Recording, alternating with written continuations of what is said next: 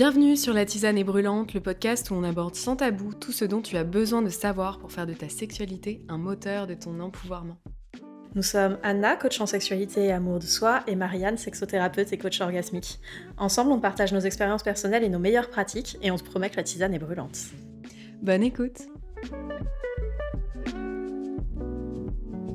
Bonjour et bienvenue pour ce 4e épisode de La Tisane est brûlante. Je suis toujours Marianne et je suis toujours en compagnie d'Anna, dont je ne me passe pas, je refuse. Et aujourd'hui, on vous parle des raisons pour lesquelles, des fois, ça peut être difficile de prendre du plaisir dans une relation sexuelle. On a consacré pas mal de temps à compiler les différents mécanismes qui peuvent être en jeu dans l'expérience, et on prendra évidemment du temps pour parler de comment vous pouvez dégripper ça. Et du coup, t'avais commencé avec un point qui est quand même crucial et que je te laisse introduire parce que je sais pas comment j'y ai pas pensé. Ouais, en fait, le premier point qui me semblait super important dans le pourquoi on prend pas de plaisir, c'est le fait de mal connaître son corps, en fait. Donc, c'est le fait, soit effectivement de manquer d'éducation sur comment mécaniquement mon corps fonctionne, ou alors c'est le fait de pas avoir pris le temps, pas avoir eu... l'envie d'explorer, ou alors lié à différents stress ou conditionnements dont on parlera un petit peu après. Mais le fait de mal connaître son corps, ça peut empêcher de prendre du plaisir. Parce qu'effectivement, si on connaît pas la machine ne peut pas s'actionner, quoi. Mais c'est ça, vraiment un défaut d'éducation sexuelle ou d'accès à l'expérience ou tout simplement de... D'ailleurs, je dis d'accès à l'expérience, mais du coup, je parle aussi de l'expérience de l'exploration individuelle. Si vous vivez dans une maison où il y a beaucoup de gens et que vous n'avez pas de chambre individuelle, ça complique. Ouais, c'est clair. Et du coup, il y a plein de raisons pour lesquelles on peut ne pas bien se connaître. Ouais, complètement. Ouais. Complètement, et moi, je sais que personnellement, l'un des trucs qui a mis du temps pour moi pour apprendre à me connaître, ça a été aussi la honte derrière la masturbation.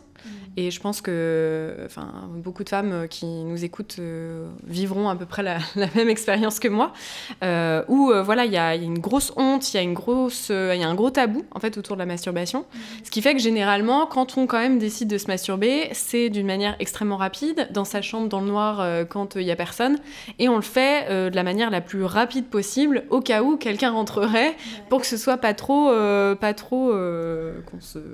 de la plus discrète aussi possible. C'est-à-dire sous les couvertures, c'est vraiment pas le moment de...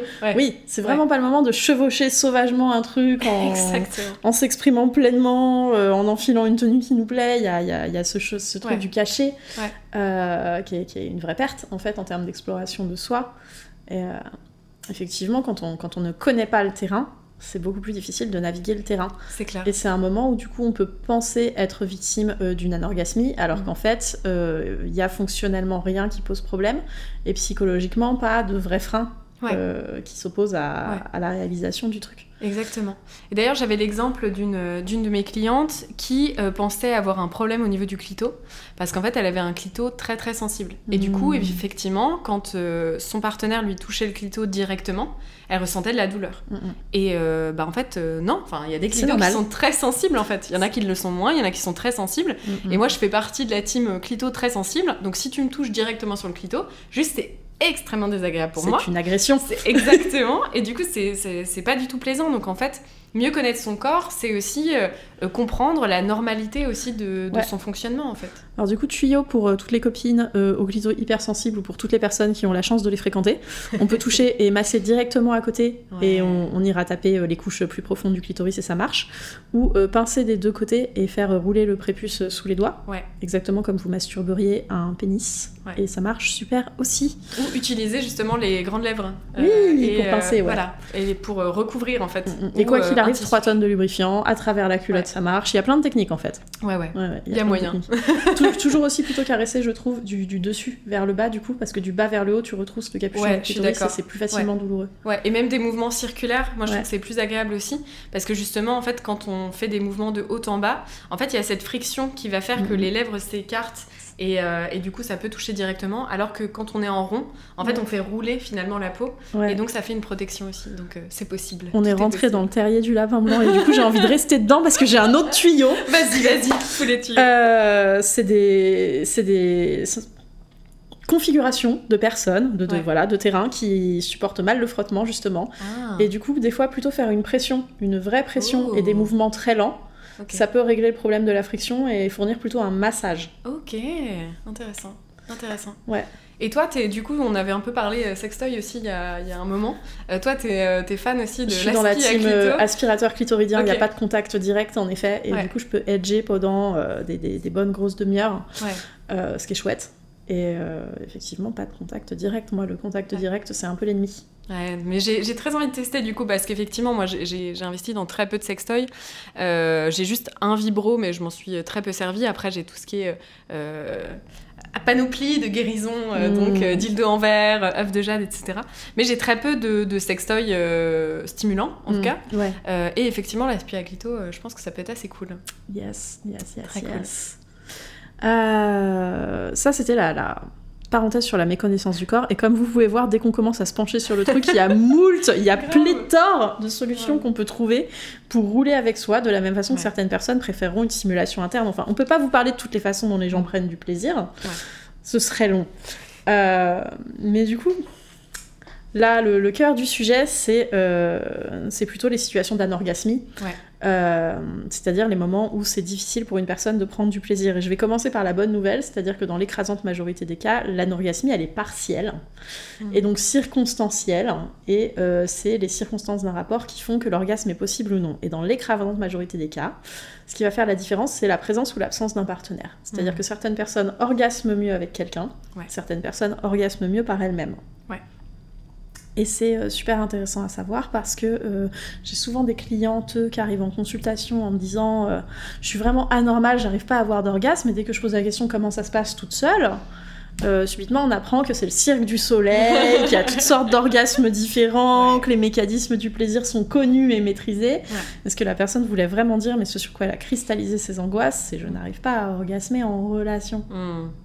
Tout à fait.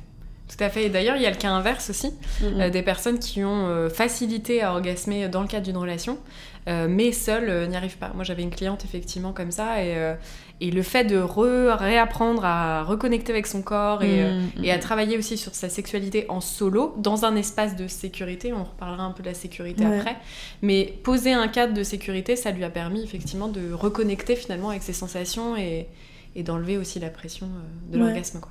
Une des explications à ça, qui est, je trouve, intéressante à connaître, c'est que l'orgasme, ça reste un état de conscience modifié. Vous avez cette accumulation de plaisir, et vous avez la bascule, ce lâcher-prise subite où on va vraiment aller l'expérimenter, ce plaisir, au lieu de juste se le garder pour plus tard, en fait. Et cet état, il est très vulnérable. Et du coup, certaines personnes n'arrivent pas à aller expérimenter cette vulnérabilité en présence de quelqu'un d'autre. Et d'autres personnes le vivent à l'inverse, elles ont du mal à explorer cet état de vulnérabilité s'il n'y a pas quelqu'un pour les rassurer et les tenir. J'adore les gens sont formidables. Il y a toutes sortes de gens, c'est génial. C'est clair. Donc quoi qu'il arrive, un point important aussi, c'est que, et tu l'as précisé tout à l'heure quand tu parlais de ta cliente, il n'y a pas d'anomalie en fait dans tout ça. Vous êtes normal en fait. Et comme on a dit, c'est circonstanciel, c'est rarement mécanique. Donc en fait, vous êtes normal. Et c'est uniquement des blocages, des choses comme ça qui sont résolvables en fait, qui peuvent se travailler. Donc il n'y a pas d'anormalité là-dedans. En fait. On va citer Maman et Maman. Maman numéro 1 étant Émilie Nagoski. Oui, j'ai le livre. Voilà. Il a été traduit en français, vous le trouverez sous le titre de Je jouis comme je suis. Il est en librairie depuis l'été dernier.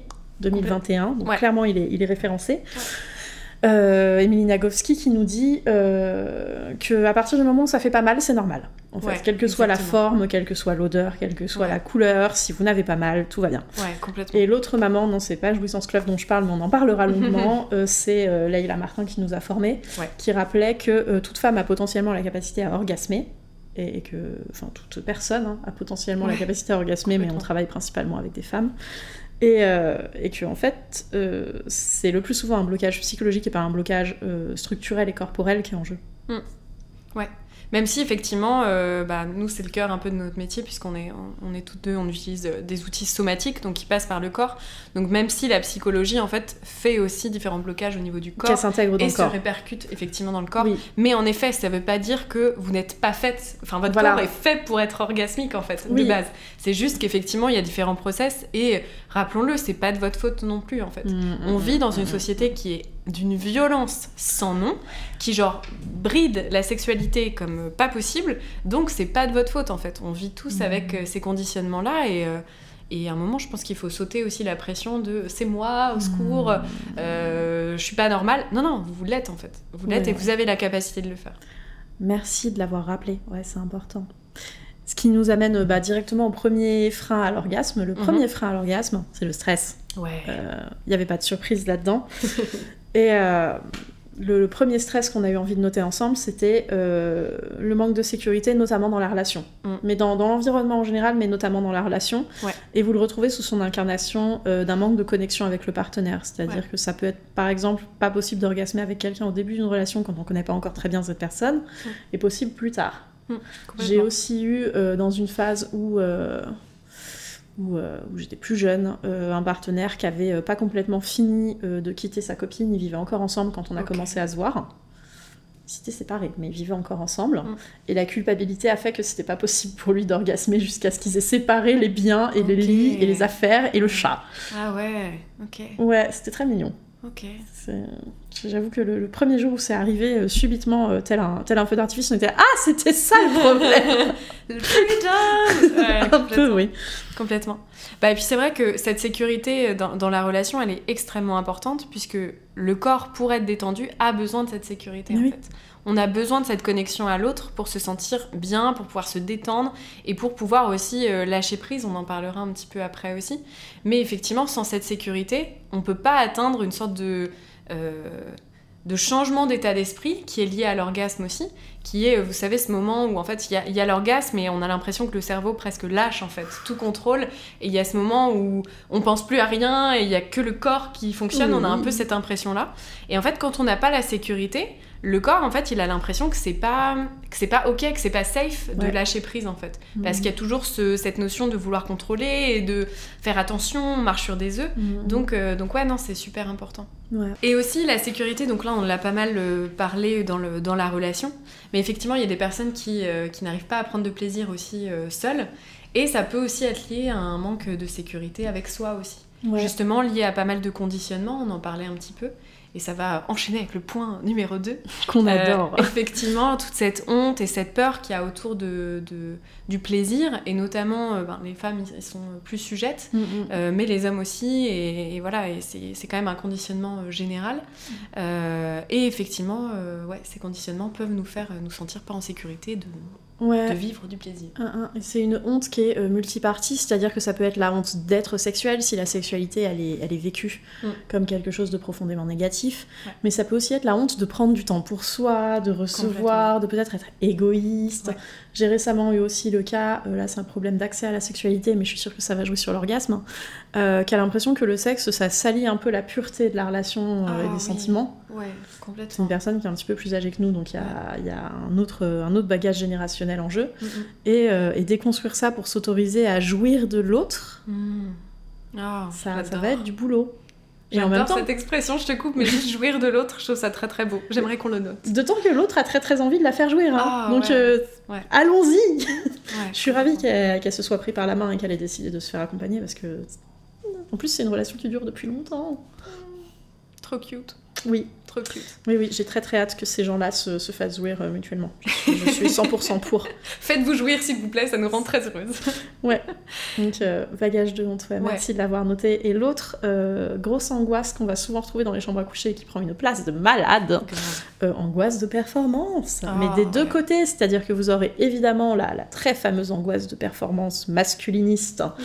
Surtout pour les personnes avec un pénis qui dit il faut que tu aies une érection d'acier qui vienne de façon prévisible quand tu en as besoin et qui tienne jusqu'à 45 minutes sans jamais faiblir, et que l'orgasme arrive au bon moment, parce que sinon c'est tout raté. J'allais être plus brutale que ça dans mon expression. Et qu'évidemment tu fasses jouir l'autre, parce que sinon tu n'es pas un homme. Bien sûr. Il y a des femmes qui portent aussi cette angoisse de performance avec il faut que ce soit le cirque du soleil, que tu sois douce et délicate et parfumée, que ta chatte ait une odeur de fruits des bois. Si, j'aime bien. Que tu sois détendu suffisamment pour que la pénétration arrive en 3 minutes top chrono. Oui, s'il vous plaît, merci de lubrifier énormément et très vite parce qu'on n'a pas le temps. Ça peut être épuisant en fait. Et évidemment, il faut que tu fasses 4,5 positions parce que la moyenne des Français c'est 2,3 et tu veux pas être moyen. Ce serait bien aussi que tu sois un petit peu plus énergique que la moyenne. Si tu casses environ 1 lit tous les 5 ans, je dirais que t'es dans les clous. Pardon, je fais beaucoup de blagues. blague, mais cette angoisse de la performance, c'est-à-dire soit on en souffre, soit on en rit, je crois. Je ne vois que ces deux chemins. Ouais, complètement. Et c'est épuisant. J'espère que vous en blaguez entre vous. J'espère que de temps en temps que le sexe est raté et feignant et que vous décidez de le faire en cuillère parce que personne n'a envie de se lever. Vous faites un high five après pour vous féliciter d'avoir pris la bonne décision, en fait. Ouais, c'est clair. Par pitié. Faites plus de sexe en cuillère quand vous avez la flemme. Moi, je vous high five. Ah ouais, c'est clair. Non, et puis du coup, ça me fait penser aussi à notre épisode précédent sur effectivement, on parlait de pourquoi la pénétration elle n'est pas nécessaire. Et effectivement, sur cette angoisse de performance, on retrouve pas mal de conditionnements liés à la pénétration notamment. Ouais. Que ce soit du côté des pénis il faut que je bande comme un fou, ou alors du côté des vulves en mode faut que mon vagin soit détendu et prêt open bar en 2 minutes. La pénétration n'est pas obligatoire en fait. Et à partir du moment où on a vraiment ça au cœur de notre rapport, en fait, ça détend pas mal les choses, quoi. Ouais. Parce que en fait, on peut faire du sexe avec un pénis mou et un vagin pas encore prêt à être pénétré. C'est très cool. Ouais, c'est clair. Ce qui nous amène dans le monde aussi merveilleux des mauvaises images du corps, parce que quand vous avez l'impression que votre corps est inacceptable, accueillir du plaisir dans ce corps ou même l'utiliser pour donner du plaisir à quelqu'un d'autre, ça peut être extrêmement challengeant. Ouais, complètement. Et c'est ok. J'ai beaucoup de compassion pour ça. Mais enfin, faut pas se priver d'escalader quelqu'un parce qu'on se dit qu'il va avoir la meilleure vue sur le double menton. Je sais qu'on a tous fait des cauchemars après avoir allumé par accident notre caméra à selfie. Je le sais. Mais si tu t'es laissé pourrir la vie en te disant est-ce que c'est ça que quelqu'un voit quand il est là, peut-être ça va un peu trop loin. Ouais, complètement. Et puis même, une mauvaise image du corps, moi, ça me fait penser aussi à la mauvaise image qu'on peut avoir de nos parties génitales. Oui. Moi, je sais que mon rapport à ma chatte a mis beaucoup de temps avant d'être accepté / acceptable. Parce que, effectivement, de méconnaissance de mon corps aussi, je l'avais jamais regardé, droit dans les yeux. Ouais. Et la première fois que je l'ai regardé, j'étais un peu genre horrifiée, quoi, genre. C'est quoi ça? Et puis même le fait d'accepter son odeur, t'en parlais un petit peu aussi. Il y a une telle honte aussi sur l'odeur des vulves que on est conditionné aussi à dire ah mais ça pue machin, alors qu'en fait pas du tout quoi. Ça sent comme une vulve. Pas du tout. Et puis en plus d'où vient cette idée à part de vieilles blagues dans American Pie en 90-2000 quelque chose quand on était des gamines. Tellement.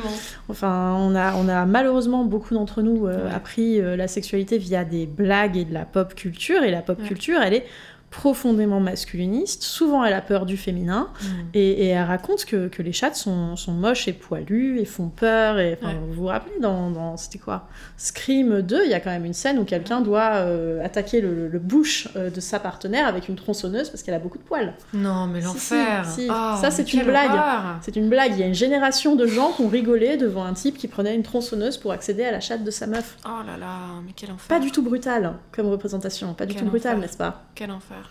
Donc voilà, encore une fois, et vous le verrez si vous lisez le livre de Emily Nagoski, où en fait, toutes les parties génitales sont normales en fait. Elles sont juste constituées de manière un peu différente. Effectivement, il y a certaines vulves qui ont des lèvres intérieures qui dépassent, contrairement aux lèvres extérieures. Moi d'ailleurs, j'aime bien utiliser intérieur-extérieur et pas grande petite et grande. Parce que moi, je trouve que tu l'as fait. Je t'ai vu, j'étais heureuse. Tu t'as capté le truc. Oui. Parce qu'effectivement, donc, les noms les plus communs, c'est petites lèvres et grandes lèvres. Sauf que je trouve que ça culpabilise aussi et ça crée de la honte autour de nos vulves parce que en fait parfois les lèvres intérieures dépassent en fait et donc elles sont pas petites, elles sont parfois plus grandes. Donc voilà, j'aime bien utiliser ça. Il y a une étude qui avait été faite où des personnes s'étaient amusées à mesurer les différents éléments de plein de vulves pour essayer de définir des standards. Très cool. Et ce qui est génial, c'est le mieux, c'est qu'ils n'ont pas réussi à trouver une conclusion et que du coup la conclusion de l'étude dit la taille et les formes des vulves varient grandement. Et c'est tout ce qu'ils ont réussi à dire en fait. Parce que pour la taille d'un même élément, on pouvait aller de 2 à 8 cm. Et toujours dans l'ordre de la normalité. Vous vous rendez compte du simple au 4 fois ça? C'est énorme. C'est clair. Si tes petites lèvres peuvent faire entre 2 et 8 cm de longueur, on va dire, c'est énorme. Bah bien sûr. Mais c'est comme les oreilles. Enfin, je veux dire, je fais un aparté là. Mais regarde les oreilles des gens. Je veux dire, il n'y a pas une oreille pareille. Elles ont toutes des formes. En plus, c'est très étrange quand même, une oreille. Donc, elles ont pas... Enfin, il n'y a aucune oreille qui a la même forme. Donc, c'est pareil pour nos parties génitales, quoi. Oui, et c'est vrai que moi aussi, en fait, avant, quand j'allais chez le gynécologue, tu sais, je faisais partie de ces gens qui mettaient les pieds dans l'étrier, mais avec les genoux fermés, et qui les ouvraient au dernier moment, les genoux, comme si c'était honteux d'être dans la posture que le professionnel de santé m'avait demandé de prendre pour faire un examen médical. Ce qui est drôle, c'est que du jour où j'ai connu ma vulve, où je l'ai vue, où j'étais là, oh bah tout va bien. Subitement, j'étais installée dans les étriers en mode cette personne a bien de la chance parce que ça c'est du grand ça. Golden. Je suis absolument persuadée que le nombre d'or est présent à plusieurs endroits dans mes dimensions personnelles et personne n'arrivera à me contredire. Non, mais c'est clair. Et donc ça c'est des choses sur lesquelles on peut tous travailler. Déjà en observant un peu plus son corps, que ce soit là on a pas mal centré sur les parties génitales, mais son corps, l'observer, comprendre aussi la normalité du corps, comprendre que quand les seins qui tombent c'est normal, le double menton c'est normal, les poils c'est normal, que nos odeurs aussi corporelles sont normales, et à un moment réussir à transformer finalement son image du corps, parce que ça va être très important dans la capacité à prendre du plaisir et à se détendre. Et parce qu'on vient de faire une liste de choses qui sont habituellement définies comme par la pop culture et les standards et le patriarcat et l'industrie cosmétique et le tout là, comme disgracieuses, mais en fait des fois c'est beau en fait, c'est-à-dire qu'un beau cul bien rond, blindé de cellulite éventuellement, qui roule devant vous à la plage, ça peut être un moment d'émotion esthétique intense. Complètement. Il y a quelque chose en fait d'humain dans ces choses qu'on a appris comme des imperfections et qui est profondément beau. Moi je me rappelle que j'avais un partenaire qui était extrêmement poilu, genre le dos aussi, hein. Et c'est considéré comme disgracieux, beaucoup de poils. Un jour il a fait l'effort de tout enlever, j'ai trouvé que c'était nul, hein. Nul. Rendez-moi d'habitude. Il y a l'unicité des gens, ça se célèbre. Si on voulait que tous les gens soient identiques et que toutes les filles ressemblent à Emily Ratajkowski, ça se saurait. C'est clair. Cela dit, on est très heureux qu'elle existe parce que... ouf. Non, mais c'est clair. Et d'ailleurs, c'est marrant parce que il y a certaines choses qu'on glorifie, par exemple les grains de beauté. Tout le monde trouve ça super cute, mais on n'a pas tous les mêmes grains de beauté en fait. Et pourtant, c'est quand même ce qu'on pourrait appeler une imperfection au sens des standards un peu absurdes de la société dans laquelle on vit, parce qu'on glorifie les peaux blanches, uniformes, etc. Et pourtant, les 3/4 des gens adorent les taches de rousseur et les grains de beauté en fait. Et les fossettes.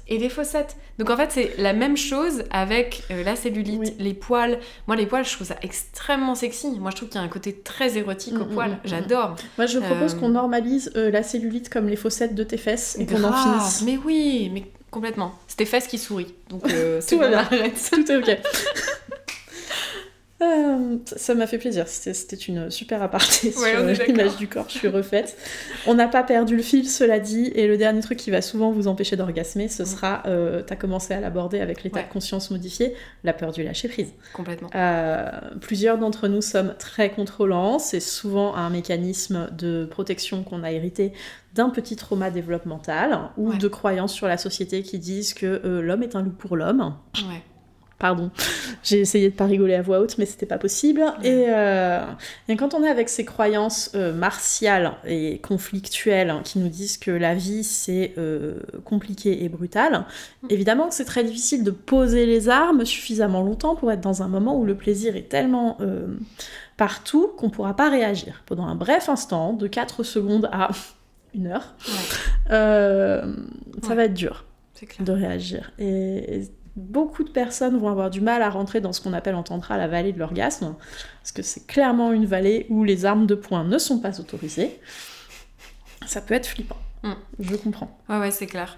Et il y a aussi toute cette notion, on en avait parlé un petit peu, de vulnérabilité, parce qu'effectivement, faire du sexe avec quelqu'un, ou même avec soi-même, c'est accepter la vulnérabilité, c'est accepter les émotions qui arrivent. Et encore une fois, malheureusement, on vit dans une société qui est tellement violente avec la sexualité qu'il y a un bagage aussi.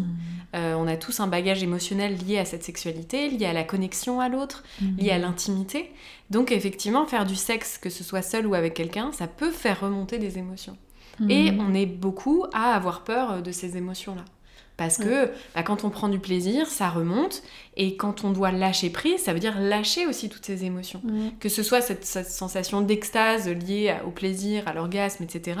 Ou que ce soit de la tristesse, que ce soit de la gratitude aussi, parfois. Moi, ça m'est arrivé de faire du sexe et d'avoir un sentiment de gratitude tellement profond, de la connexion que j'ai avec l'autre, que je me suis mise à pleurer. Mais ça, il faut accepter cette vulnérabilité aussi. Et ça fait peur pour beaucoup. Ça fait peur. Donc je comprends. On va prendre un instant pour redescendre dans les sensations corporelles, notamment parce qu'on a pris le temps avant de dire que tous les corps étaient potentiellement capables d'orgasmer, de prendre du plaisir. Il y a un moment, cela dit, où votre corps peut vous donner l'impression qu'il n'est pas équipé pour. C'est quand vous souffrez de dissociation et d'engourdissement et de perte de sensation dans votre corporalité. Et là, c'est souvent un signe de trauma. C'est-à-dire que pour le faire vite, on ne pourra pas parler de trauma beaucoup dans cet épisode, mais il y a 2 expressions corporelles d'un traumatisme. Il y a l'hyper et il y a l'hypo. Donc certains anxieux, comme moi notamment quand je suis anxieuse, seront hyper excitables et hypersensibles, et d'autres anxieux, quand leur trauma s'exprime, seront plutôt dans la dissociation, dans le manque de sensation, dans l'absence de réponse. Et c'est un bon moment pour, si jamais ça revient régulièrement, pour prendre le temps de se faire accompagner par un professionnel, parce que le trauma se guérit mieux, vraiment mieux, beaucoup plus facilement en relation, dans la mesure où vous risquez d'avoir besoin de quelqu'un pour vous fournir un cadre, de façon à aller explorer ce que vous avez besoin d'explorer, que vous n'arrivez pas à gérer seul. Cela étant, on peut célébrer votre mécanisme de dissociation qui est en train de vous permettre de continuer à vivre votre vie sans retourner explorer un truc que vous pouvez pas faire seul. C'est ok, c'est bien, c'est sain, c'est réel, c'est comme ça que votre corps vous garde en vie, il n'y a pas de honte à ça. Simplement, si c'est récurrent et que ça se met entre vous et votre plaisir et que vous avez envie d'investir dedans, c'est le moment d'aller voir quelqu'un. Tout à fait, je pense que tu as tout dit sur le sujet. Merci. Et ça m'a fait penser, tu as parlé un peu de perte de sensation aussi. Il y a aussi une chose que le corps fait... Une belle moto. Il y a aussi une chose que le corps fait qui parfois nous fait perdre des sensations. En fait, lorsque on n'utilise pas une partie de notre corps, lorsque on l'oublie, le système nerveux a tendance à un peu se dire bon bah ce truc-là, on n'en a pas trop besoin, on va le mettre de côté, on va faire perdre les sensations. Et du coup, il arrive en fait que parfois certaines parties de notre corps, et notamment dans nos parties génitales, perdent un peu la sensation. Que ce soit parce qu'il y avait une zone douloureuse, et du coup, à force d'avoir mal, le système nerveux, pour nous protéger, décide de couper la sensation. Ça le fait notamment... ça le fait pas mal pour les dents. Je sais pas si t'as déjà eu un souci au niveau des dents, mais en fait, que des fois, quand t'as un nerf qui est un peu impacté, quand la dent relativement est saine, au bout d'un moment, en fait, ton système nerveux décide de couper. Cette information n'est pas pertinente. Ok. Exactement. Parce qu'il en a marre d'avoir mal et au bout d'un moment, il coupe et voilà, terminé. Et donc, ça peut être la même chose aussi dans le corps. Puisqu'on est sur le terrain de la plasticité cérébrale, on va faire une parenthèse. On est à la fois dans le sujet et hors sujet, sur ce qu'on appelle le Death Grip Syndrome, le syndrome de la poigne de la mort, qui peut arriver quand souvent des personnes avec un pénis se masturbent. Souvent de la même façon, avec le même mouvement, et qui du coup, dans un souci souvent de rapidité et de furtivité, vont se masturber de plus en plus vite, de plus en plus fort, et du coup développer une perte de sensation dans la verge, qui n'est pas irréversible, mais qui est néanmoins assez préoccupante, parce que plus on utilise une façon de jouir et plus on délaisse les autres, plus ça devient difficile de jouir, par exemple, par une pénétration classique d'un pénis dans un vagin, ou par des caresses, ou par une fellation. Et il va falloir reproduire exactement cette technique-là avec ce point sensible-là, ce qui est difficile finalement, parce que votre main est dans ce sens, la main de votre partenaire sera dans ce sens. Il y a des choses en jeu, organiquement parlant. Et voulez-vous vraiment que le sexe avec quelqu'un d'autre soit une reproduction de ce que vous faites tout seul pour pouvoir sentir quelque chose ?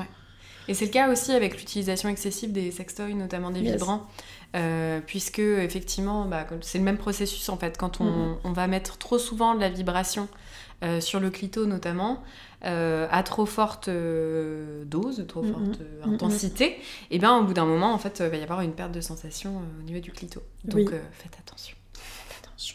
Si vous remarquez que vous avez monté de 3 hauteurs dans les réglages de votre Magic Wand, c'est le moment de partir en vacances sans l'amener avec vous. Exactement.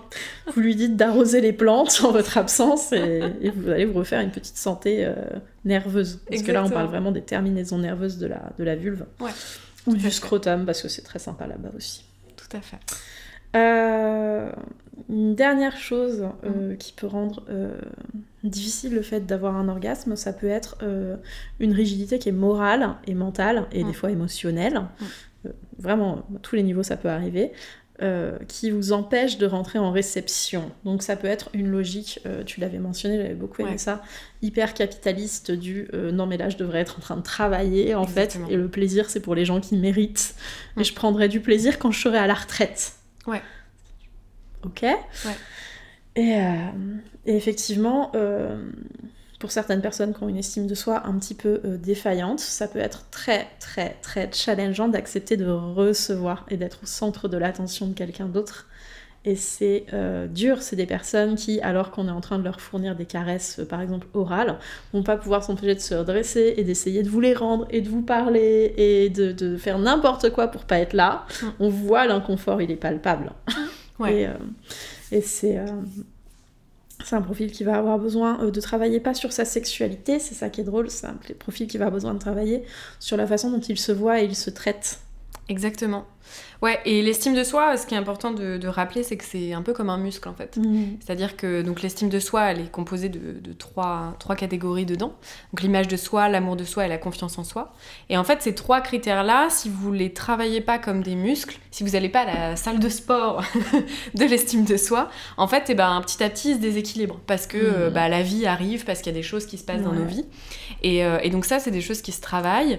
Et notamment pour la difficulté à recevoir, moi, il y a une pratique que j'aime beaucoup conseiller, c'est le fait, donc si vous avez une partenaire, c'est le fait de travailler ensemble et de se fixer un moment pour que vous ne fassiez que de recevoir et que l'autre ne fait que de donner.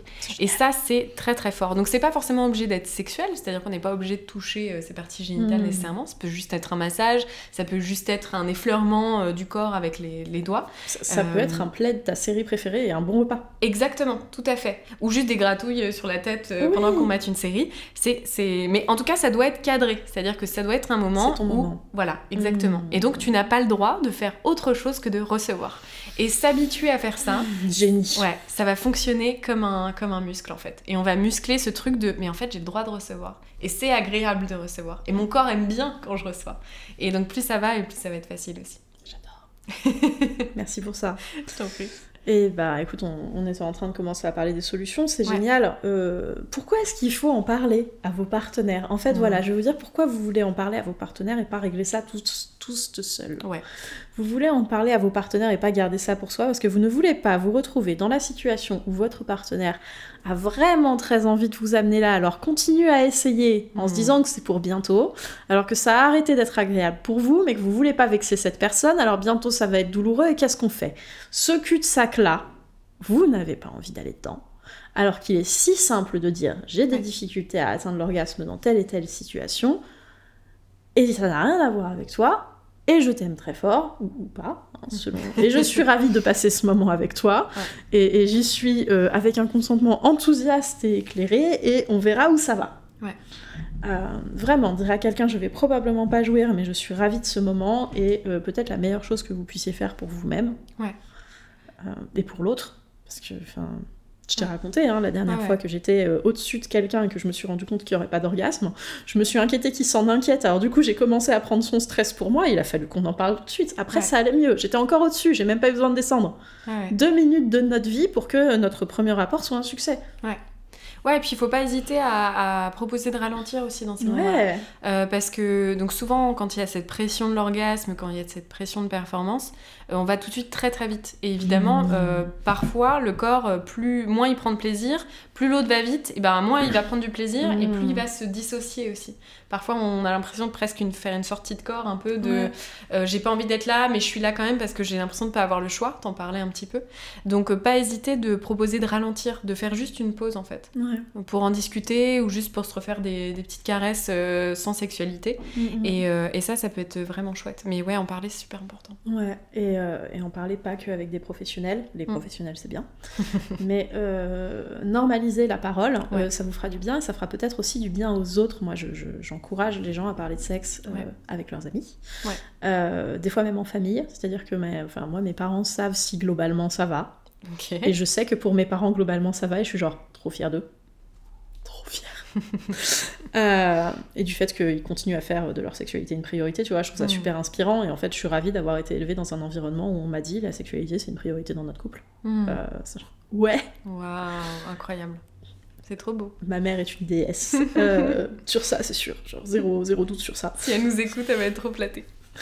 Et mon beau-père aussi, hein, du coup, parce qu'il est avec elle, hein, apparemment, avec un enthousiasme sans cesse renouvelé. Je trouve ça génial, tu vois. Genre, il y a beaucoup d'enfants qui sont absolument pas ravis d'être confrontés à la sexualité parentale, et c'est vrai que j'aurais pas envie de tomber dessus et j'aurais pas envie d'avoir les détails. Mais savoir que ça va bien pour eux et que ça va bien régulièrement, c'est pépite. Superbe.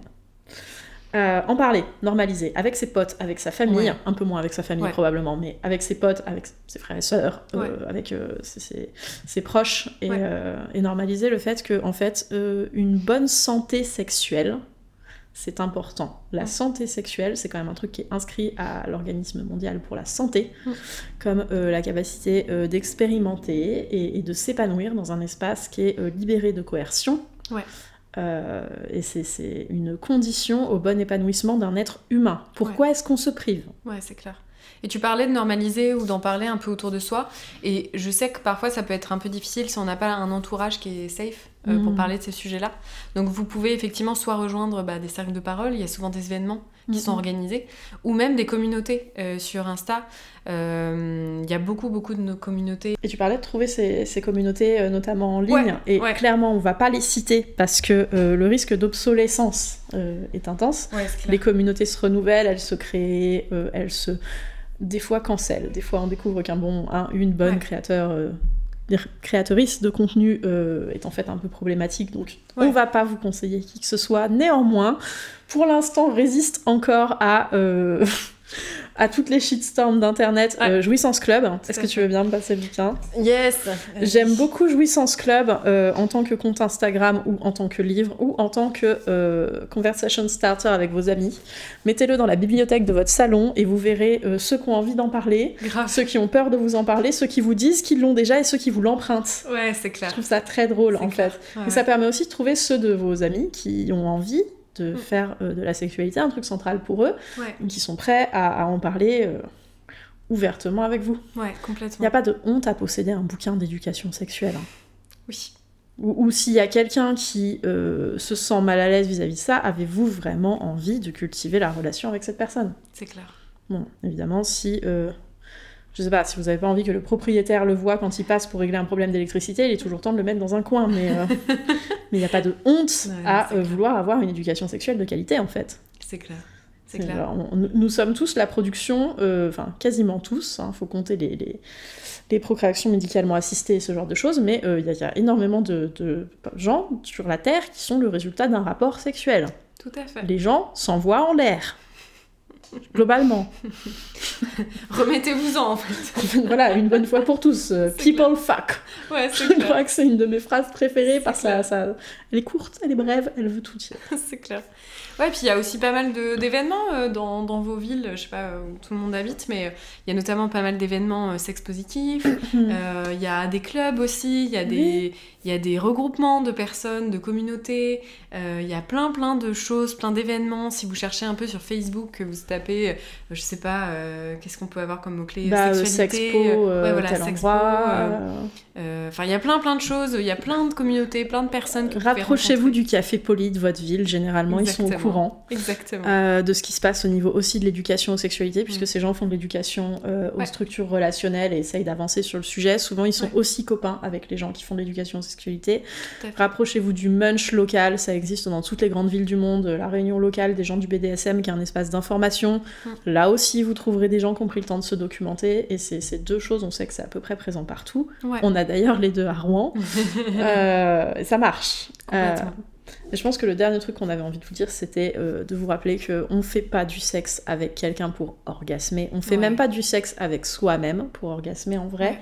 Je vous encourage vraiment à vous tourner vers notre épisode 2 qui s'appelait « Les raisons pour lesquelles on fait du sexe », qui était un beau moment.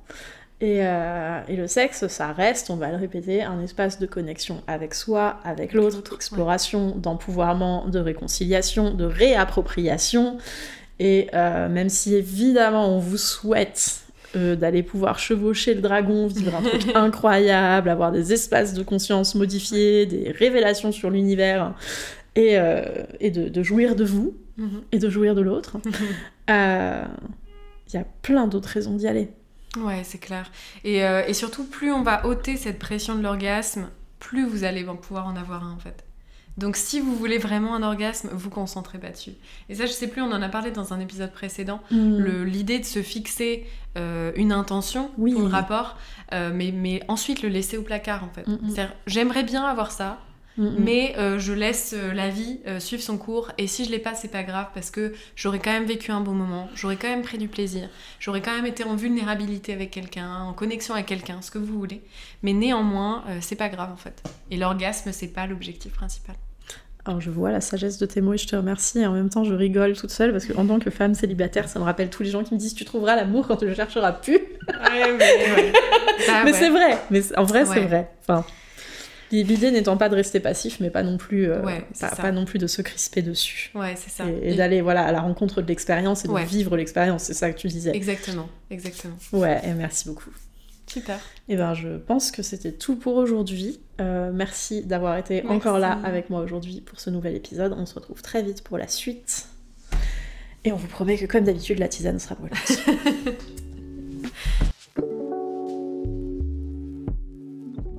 Merci d'avoir passé ce moment avec nous. Si l'épisode vous a plu, n'hésitez pas à nous encourager en partageant le podcast autour de vous ou en mettant 5 étoiles sur votre plateforme d'écoute préférée. Si vous souhaitez poursuivre votre voyage avec nous, vous pouvez retrouver tous les épisodes et également des contenus bonus exclusifs à l'adresse suivante, allmylinks.com/lteb, que vous trouverez en description. Si vous souhaitez travailler avec l'une d'entre nous, vous pouvez nous rejoindre sur nos réseaux sociaux respectifs ou suivre les liens en description. À très bientôt pour le prochain épisode. C'est vraiment punishment et punishment. On vit dans un continuum du « Ah non, quelle horreur! Ah, un peu plus à gauche. » J'avais la citation dans la tête. Faut pas pourrir le groove de l'empereur. Ouais, exactement, faut pas pourrir le groove de l'empereur. C'est exactement ça. Et bah si, en fait. C'est infini, j'adore que t'aies sorti ça. Et genre, exactement, en fait, il faut pourrir le groove de l'empereur. Et c'est ça qui rend les choses drôles. Il faut explorer 14 000 grooves différents. Exactement. Mais exactement. Carrément.